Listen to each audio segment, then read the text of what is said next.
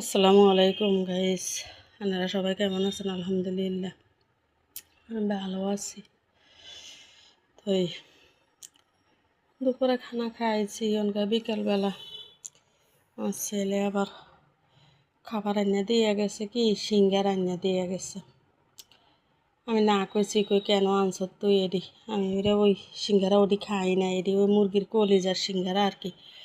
তো আসলে বিটরুট এগুন কাটিয়া লইছি কয় টুকরাই কাটিল, এটা দিয়ে কচর কচর করে চাবাই চাবাই আমি খাইছি। আসলে খাইতে সেই স্বাদ, মারাত্মক লেভেলের স্বাদ লাগে, মিষ্টি মিষ্টি লাগে, তো ভালো লাগে খাইতে, খারাপ লাগে না।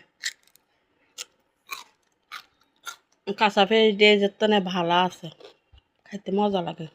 একটু মিষ্টি মিষ্টি কে জানে কার কাছে কেমন লাগে, আমার কাছে আসলে ভালো লাগছে। এটা তো ঝাল, সিঙ্গারার ভিতরে প্রচুর ঝাল, ওই কারণে বিটরুট দিয়ে কাটে কাটে খাইছি যে ভালো লাগছে, চাবাই চাবাই খাইতে, কামড়ে কামড়ে খাইছি।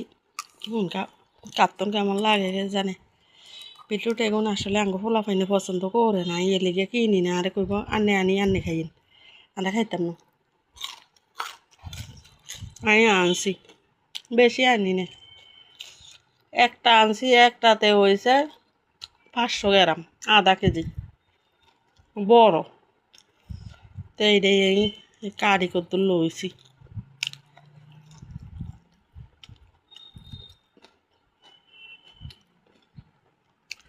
তো ঠিক আছে, সবাই ভালো থাকিয়েন, সুস্থ থাকিয়েন।